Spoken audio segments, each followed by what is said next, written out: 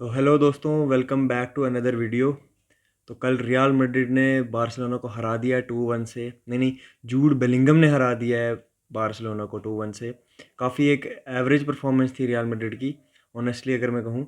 पर फिर भी किसी तरह से रिजल्ट निकाल लिया है, क्योंकि अगर आप रियल मैड्रिड को हाफ चांस भी देते हो ना, तो वो उसको भी कन्वर्ट कर देंगे। तो गलती बार्सिलोना की यही हुई कि जो उनको चांसेस मिले वो उन्होंने कन्वर्ट नहीं किए। काफ़ी बढ़िया बढ़िया चांसेस थे जो बार्सिलोना ने छोड़े। तो जिस चीज़ का फ़ायदा रियल मैड्रिड ने उठाया, और उनको जब हाफ चांसेस भी मिले दो, तो उन्होंने वो कन्वर्ट कर दिए और गेम निकाल ली किसी तरह से। अगर मैं लाइनअप्स की बात करूं, तो बार्सिलोना के भी काफ़ी मेन प्लेयर्स थे जो इंजर्ड थे और अवेलेबल नहीं थे। जैसे फ्रैंकी डियोंग नहीं थे, पेड्री नहीं था, और अपने कुंडे नहीं थे। और लेवेंडोस्की जस्ट इंजरी से वापस आए ही थे अभी स्क्वाड में, तो वो मैच के लिए फिट नहीं थे, बट स्टिल उन्होंने कुछ मिनट्स खेले। और वहीं अगर रियल मैड्रिड की बात करूं, तो उनके भी मतलब जो मेन प्लेयर्स इंजर्ड हैं वो तो काफ़ी टाइम से इंजर्ड है, तो नई कोई इंजरी नहीं थी। तो अगर हम इंजरीज़ को देखें, तो इस चीज़ में रियल मैड्रिड को एक छोटी सी एडवांटेज थी, क्योंकि जो प्लेयर काफ़ी टाइम से साथ खेल रहे हैं वही थे, कोई नई इंजरी नहीं हुई थी। वहीं अगर हम बार्सिलोना की बात करें, तो उनके जो कुंडे थे वो इंजर्ड थे, और लेवेंडोस्की जस्ट अभी आए थे, और फ्रैंकी डियोंग और पेड्री जैसे प्लेयर भी मिसिंग थे। तो बारसा के लिए था कि थोड़ी सी डिसएडवांटेज थी इस मैच में। बट खैर उनके पास और भी क्वालिटी प्लेयर्स थे जिससे उन्होंने स्टार्ट किया।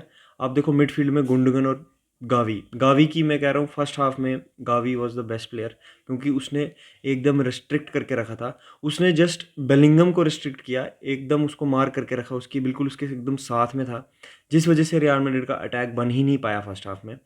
और विनीशियस की गेम भी बिल्कुल ही मतलब एक साधारण सी गेम थी, क्योंकि आप अगर उसके साथ खेलने वाला कोई नहीं होगा, जैसे बेलिंगम नहीं होगा, तो उसको सपोर्ट नहीं मिलेगी, तो वो भी कुछ कर नहीं पाएगा इतना खास, क्योंकि आगे आरोखो क्रिस्टेंसन उसको नंबर्स में मतलब डिफेंड कर रहे थे, तो बहुत मुश्किल हो जाता है फिर।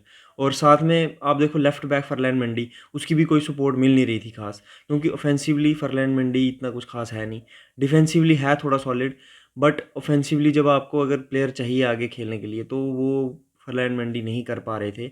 उनके मोस्टली आप पासिस देखो तो वो बैक पास कीपर को ही कर देते हैं, जिस वजह से रियल मैड्रिड लेफ्ट फ्लैंक से तो अटैक नहीं कर पा रही थी स्टार्ट में।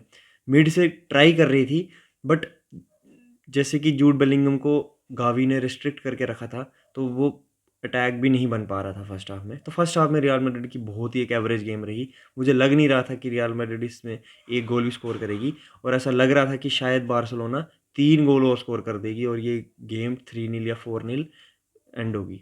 कार्लो एंचेलोटी की गलती ये हुई थी कि उसने चुआमेनी और क्रूज दोनों एक ही प्रोफाइल के हैं, लगभग एक ही प्रोफाइल के हैं, वो पीछे नंबर 6 के रूप में खेलते हैं, तो दोनों को साथ में खिला दिया था।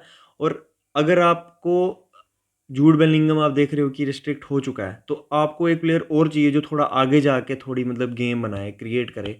तो वैसा प्लेयर कौन है? मॉडरिच। तो मॉडरिच को आपने बेंच किया था। तो सेकेंड हाफ में जब मॉडरिच आया, और एक और सब्स्टिट्यूशन जो उसने की कार्लो एंचेलोटी ने, कामाविंगा को लाया फर्लन मंडी की जगह, तो उसके बाद रियल मैड्रिड की गेम चेंज हुई। थोड़ा सा रियल मैड्रिड को कॉन्फिडेंस आया, और रियल मैड्रिड ने मतलब शूटिंग करनी स्टार्ट कर दी। वो आउटसाइड द बॉक्स शूट करने लग गए। एक चुआमेनी ने शॉट ली, एक बेलिंगम ने ली, और बेलिंगम का जो गोल था मतलब आउट ऑफ द वर्ल्ड था वो गोल, बहुत शानदार गोल था एक। उस गोल स्कोर करने के बाद तो रियल मैड्रिड एकदम चढ़ी गई बार्सिलोना पे। बार्सिलोना एकदम मतलब क्लूलेस होगी उसके बाद, ऐसा लग नहीं रहा था कि ये वही बार्सिलोना है जो फर्स्ट हाफ में खेल रही थी।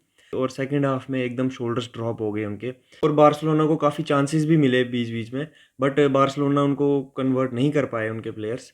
तो जिस वजह से ये भी एक मतलब इशू है कि बार्सिलोना ने वो चांसेस कन्वर्ट नहीं किए, और रियल मैड्रिड ने हाफ चांस भी कन्वर्ट कर दिए। जो सेकंड गोल था रियल मैड्रिड का, वो तो मॉडरिच मतलब बॉल रोक रहे थे, उनको पाँव को लग के आगे निकल गई, और राइट टाइम पे राइट प्लेस पे बेलिंगम फिर थे, और फिर से उन्होंने एक विनर स्कोर किया एंड के मिनट में। तो जूड बेलिंगम तो भाई तबाही है, तबाही ओपोनेंट्स के लिए।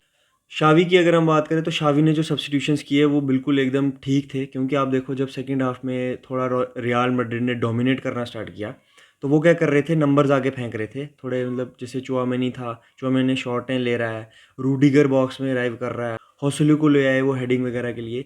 बट प्रॉब्लम ये थी कि रियल बारसा के पास जो मिडफील्ड में खेले थे फर्मिन लोपेज और गावी, वो एरियली इतने बढ़िया नहीं है, इतने वो टॉल भी नहीं है कि वो उनसे हेडर विन कर पाए होसेलू और रूडिगर से। जिस वजह से उसने ओरियल रोमेयो को लाया कि भाई आप एक तो एरियल डुअल्स विन करो, और दूसरा आप विद द बॉल थोड़ा अच्छा खेलो। बार्सिलोना के नज़रिए से अगर आप देखो तो वो एक बहुत ही अच्छी सब्स्टिट्यूशन थी, बट ओरियल रोमेयो नहीं कर पाए वो डिलीवर जो उनसे मतलब चाहते थे, तो उस वजह से सेकंड गोल भी आया।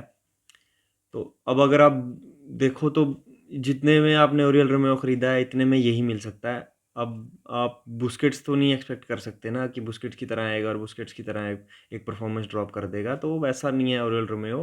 टेबल की बात करें तो केवल 4 पॉइंट्स की लीड है, तो ये कोई बड़ी लीड नहीं है। ये रियल मैड्रिड ने आगे किसी भी एक छोटी-मोटी टीम से हार के फिर से बारसा को दे देनी है ये लीड। तो ये कोई इतनी बड़ी वो चीज़ थी नहीं कि टेबल पे आपको बड़ी फेर-बदल देखने को मिलेगी।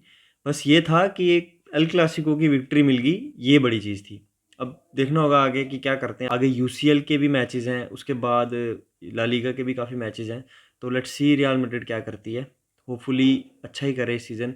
और जिस हिसाब से जूड बेलिंगम जा रहा है तो शायद मुझे लगता है कि अगर 2 टाइटल भी अगर रियल मैड्रिड जीत जाती है और अगर रियल मैड्रिड चैंपियंस लीग जीत जाती है सीज़न और टॉप स्कोरर बेलिंगम होता है और ला लीगा का टॉप स्कोरर भी बेलिंगम रहता है, तो शायद चांस है कि शायद बैलन डोर का एक प्रबल दावेदार हमें मिल जाए।